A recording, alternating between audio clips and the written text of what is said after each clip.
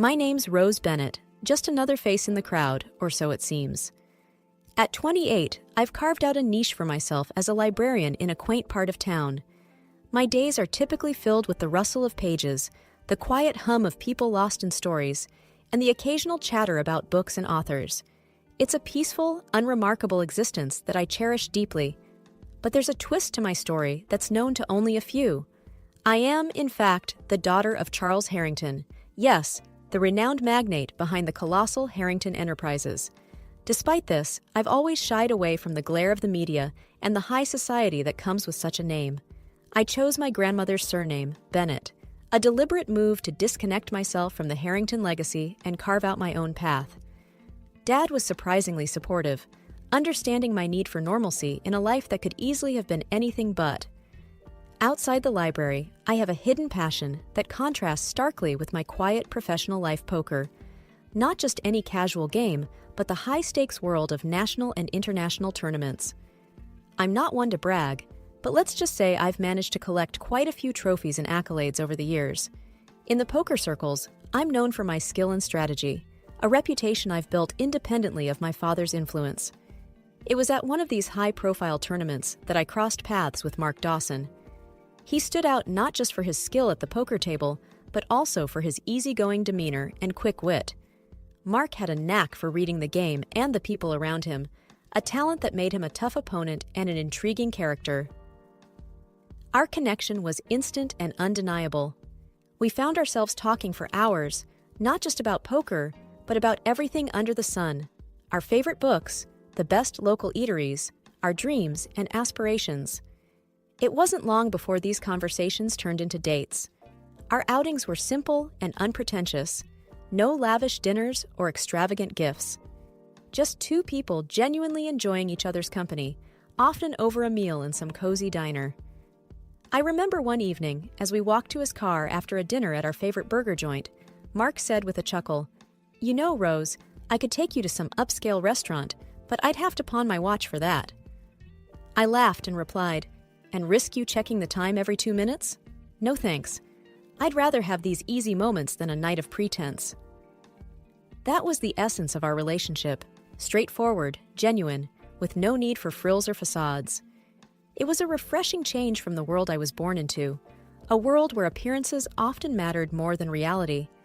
Little did I know that our simple, happy bubble was about to face its first real test.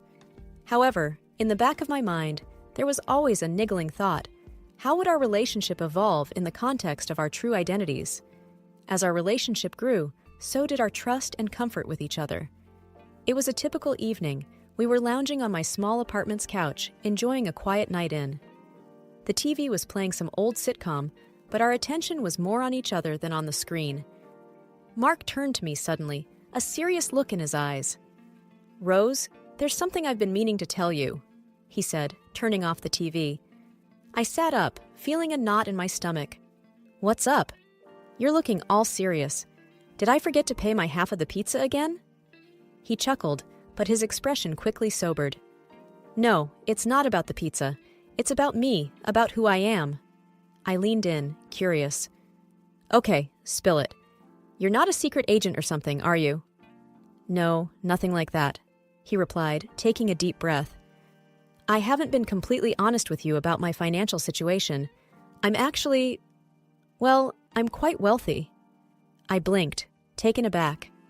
"Wealthy? Like buying a yacht for fun wealthy?" "Not exactly, but I made a significant amount of money through some savvy tech investments. I didn't tell you because I wanted to be sure you liked me for me, not my bank account." I laughed, the tension easing. "Mark, I've been dating you for months, and the most extravagant thing we've done is order extra cheese on our pizza. I think you're safe." He smiled, relieved. "I guess you're right. It's just been bugging me, keeping this from you." I took his hand, smiling. "Your secret's safe with me, but since we're on the topic of secrets, I have one too." Mark raised an eyebrow, intrigued. "Oh? Do tell." I took a deep breath, mirroring his earlier seriousness. "I'm not just a librarian. I'm actually the daughter of Charles Harrington. Yes, that Harrington." Mark's eyes widened. "The billionaire businessman? That's your dad?" I nodded. Yep, but I've kept it under wraps. Took my grandma's surname and everything. I wanted a normal life, away from all that chaos. There was a moment of silence before Mark burst into laughter. So, we're both undercover millionaires pretending to live the simple life? I joined in the laughter, feeling a weight lift off my shoulders. Seems like it. We're quite the pair, aren't we? He grinned, pulling me into a hug. The best pair. I guess this means we can upgrade from extra cheese to gourmet toppings now. I playfully punched his arm. Don't push your luck. I might be a millionaire's daughter, but I still love my simple pleasures. After months of dating, the inevitable happened. Mark suggested I meet his parents. I wasn't particularly nervous at first. After all, I'd managed to handle my own family dramas pretty well. But then Mark dropped a bit of a bombshell. So, Rose, there's something you should know about my folks, he said one evening as we were planning our visit. I looked up from my phone, curious. Oh? What's up? Do they have a secret dungeon or something? Mark didn't smile at my joke. No, nothing like that. It's just, they're a bit old-fashioned. They have this thing against modern women who they think are just after money. I raised an eyebrow.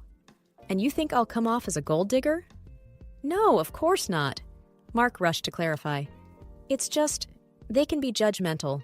I just want you to be prepared. I nodded, suddenly feeling a bit apprehensive. Well, that's going to be fun. Don't worry, I'll handle it. The day arrived, and we drove to his parents' house. It was a nice place, not too big, not too small. Mark had mentioned he bought it for them. They greeted us at the door, his mom, Linda, and his dad, George. The air was cordial, but there was a stiffness to it. Mom, Dad, this is Rose, Mark introduced me with a smile. Nice to meet you, I said, extending a hand. Linda gave me a once-over and shook my hand lightly. Welcome, Rose. Mark has told us a bit about you. Dinner was an experience. They served some exotic dishes I'd never seen before. Linda casually asked, Rose, do you know how to eat this? It's a bit complicated. I hesitated, feeling my cheeks warm. No, not really, but I'm always up for learning new things. Mark shot me a supportive glance, but said nothing. The conversation at the table was strained. George asked about my job, and I could see the disappointment in their eyes when I mentioned I was a librarian. A librarian, huh? Linda remarked. Must be a quiet job. It is, I replied, trying to keep my tone neutral. But I love it. Books have always been a passion of mine. The evening dragged on with more small talk and awkward silences. When we finally left, I let out a sigh of relief. In the car, Mark apologized. I'm really sorry about that, Rose. They can be tough to deal with. I shrugged, trying to brush it off. It's fine. It's not like I was expecting a warm and fuzzy welcome. Mark looked guilty.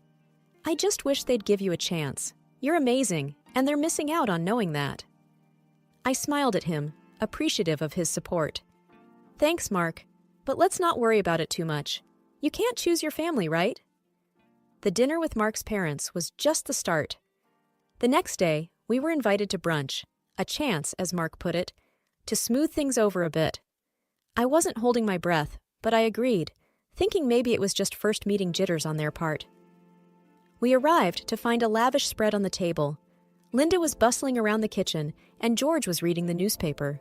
The air felt heavy, charged with an unspoken tension. Morning, I greeted them, trying to sound cheerful. Good morning, Rose, Linda replied with a tight smile. Hope you're hungry. The conversation started off with safe topics, the weather, a recent local event. But it wasn't long before Linda's curiosity got the better of her. So, Rose, she began, eyeing me over her coffee cup. Mark tells us you're into poker? I nodded. Yeah, I play in tournaments sometimes. It's more of a hobby, really. Linda's eyes widened, and she almost choked on her coffee. Like gambling? Mark jumped in. It's not gambling, Mom. It's a game of skill. Rose is very good at it. But Linda wasn't convinced. Sounds like gambling to me. I hope you're not planning to squander Mark's earnings on your hobby. I felt my cheeks burn, but I kept my voice even. I play with my own money, Mrs. Dawson. I've never been one to rely on others financially. There was an awkward pause before George chimed in, trying to change the subject. But the damage was done. The rest of the meal passed in uneasy silence. Later, in the living room, I noticed Linda furtively moving some items around. Her jewelry, I realized. She was hiding them, casting furtive glances my way. I couldn't believe it. "Mark, can I talk to you for a second?" I asked, pulling him aside. "What's up?" he asked, looking concerned. "Your mom's hiding her jewelry," I said quietly. "She thinks I'm going to steal it or something." Mark's face fell. "Oh no, I'm so sorry, Rose. I can't believe she'd think that." I shrugged, feeling a mix of anger and sadness.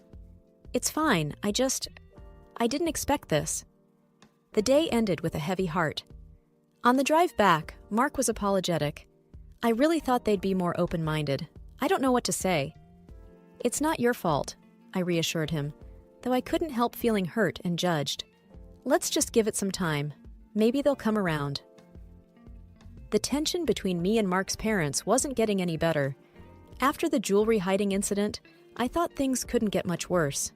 I was wrong. A few days later, we were back at his parents' place for a family barbecue.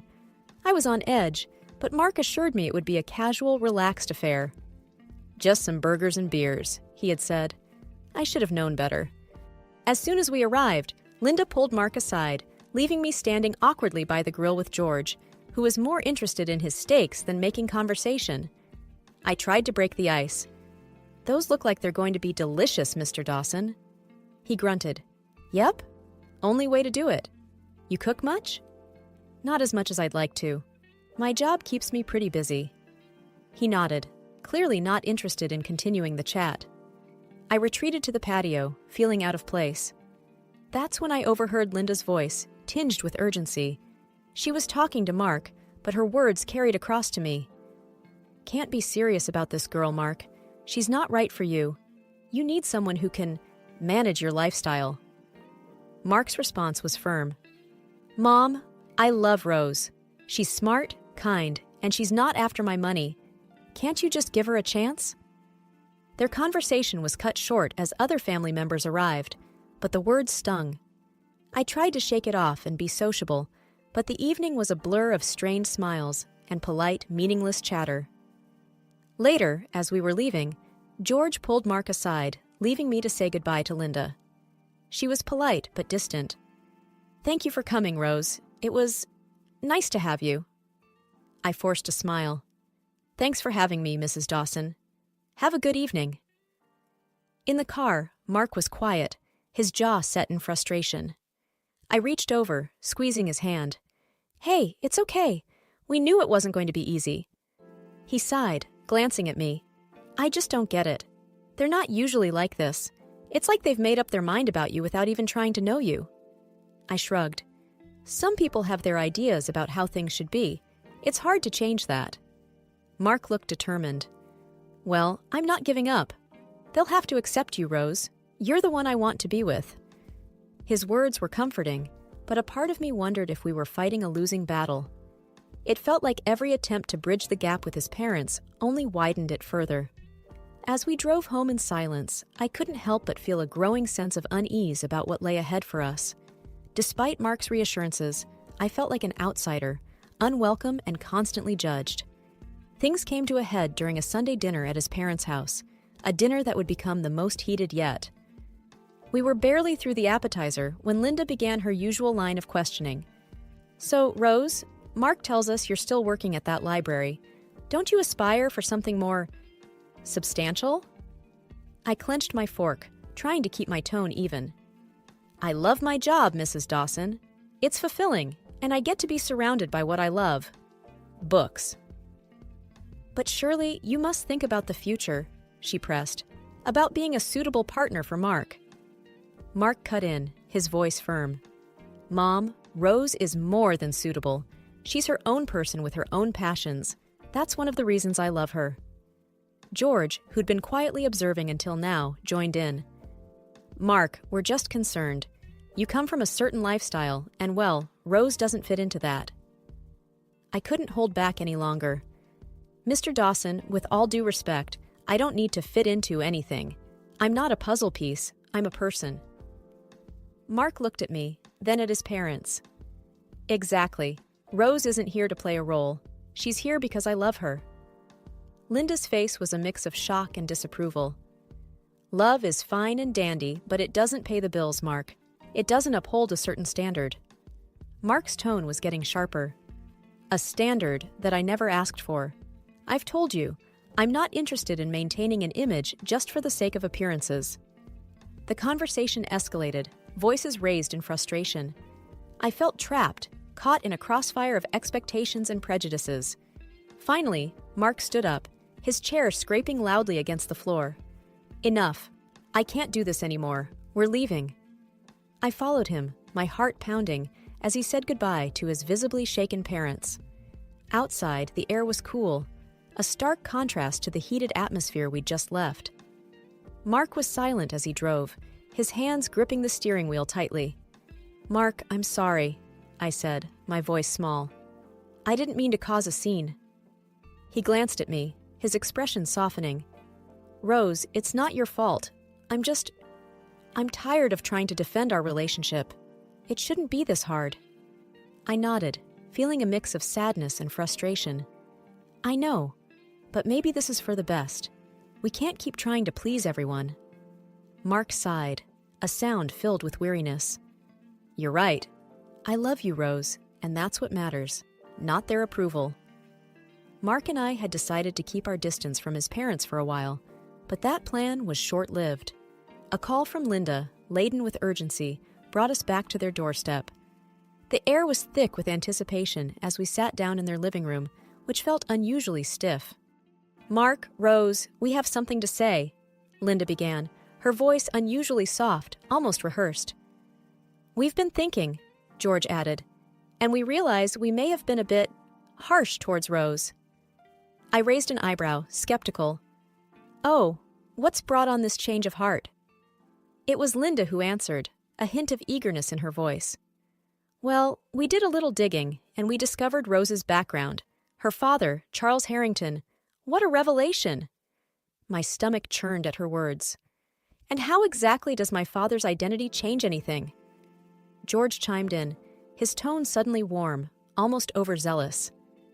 "It shows you're from a respectable family, Rose. We see now that you're not just after Mark's wealth." Mark's face darkened. "So her worth is tied to her family's wealth? Is that it?" Linda rushed to explain, her words tumbling out in a flurry. No, it's not like that. We just see that she's one of us." The hypocrisy of their words was staggering. "You mean to say," I began, my voice steady despite the anger boiling inside, "that my value as a person, as your son's partner, hinges on my family's financial status?" Mark stood up, his voice laced with disappointment. "This isn't right. You judged her without knowing her, and now you're welcoming her with open arms because of her family name. That's hypocritical." Linda looked taken aback, her facade slipping. "But we're just trying to—" Mark cut her off. "It's clear now.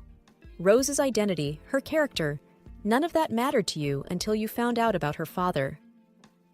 The room fell into a heavy, uncomfortable silence. Linda and George seemed to shrink back, their earlier warmth replaced by a dawning realization of their shallow judgment. As we got up to leave, Linda's voice was a desperate whisper. "Please, Rose, Mark, can't we start over?" But it was too late.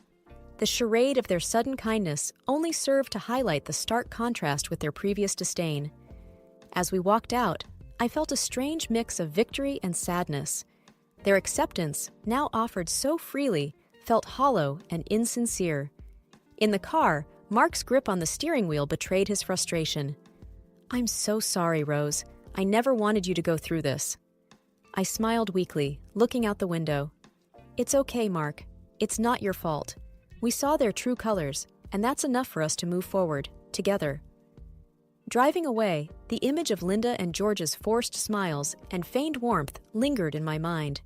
Their hypocrisy had drawn a clear line, one that Mark and I were unwilling to cross. In the aftermath of our last visit to Mark's parents, the air around us felt different, lighter, yet filled with a sense of resolution.